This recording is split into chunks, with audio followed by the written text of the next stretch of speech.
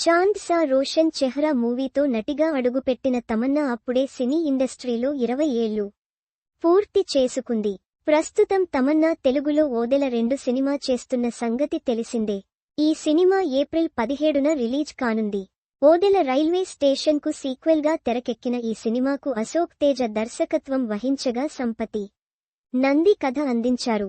Odela 2 release date దగ్గర పడుతున్న నేపథ్యంలో చిత్ర ప్రమోషన్స్లో పాల్గొంటున్న తమన్నా ఇంటర్వ్యూలో తన కెరీర్ గురించి పలు ఇంట్రెస్టింగ్ విషయాలను వెల్లడించింది. నటనను తానెప్పుడూ జాబ్గా చూడలేదని, తాను చేస్తున్న ప్రతి పనిని ఎంజాయ్ చేస్తూ చేశానని, అందుకే ఎప్పుడూ ఏ సినిమా విషయంలో తన నటన కష్టంగా అనిపించలేదని తమన్నా తెలిపింది. 10th క్లాస్లోనే సినిమాల్లోకి వచ్చిన తమన్నాకు స్టడీస్లో టీచర్లు ఎంతో హెల్ప్ చేసేవారట. ఒక్కోసారి ఆమె అసైన్మెంట్స్ కూడా టీచర్లే రాసేవారని చెప్తోన్న తమన్నా, రియల్ లైఫ్లో తాను కాలేజ్కు వెళ్లలేదని, కానీ రియల్ లైఫ్లో కాలేజ్ స్టూడెంట్గా చాలానే సినిమాలు చేశానని, ఇండస్ట్రీలోకి వచ్చి అప్పుడే 20 ఏళ్లు అవుతుందంటే నమ్మబుద్ధి కావడం లేదని, కెరీర్ మొదలుపెట్టిన కొత్తల్లో ఇన్ని ఏళ్లు ఇండస్ట్రీలో ఉంటాననుకోలేదని తమన్నా అంటోంది.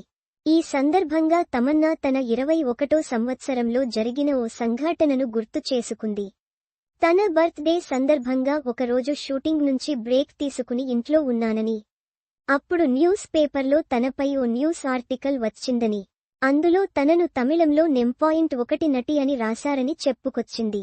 అయితే ఆ వార్త చదవగానే తాను కన్నీళ్లు పెట్టుకున్నానని చెప్తోన్న తమన్నా, అంత త్వరగా ఆ స్థానానికి వెళ్తాననుకోలేదని, అందుకే అది చూడగానే ఏడ్చానని తెలిపింది.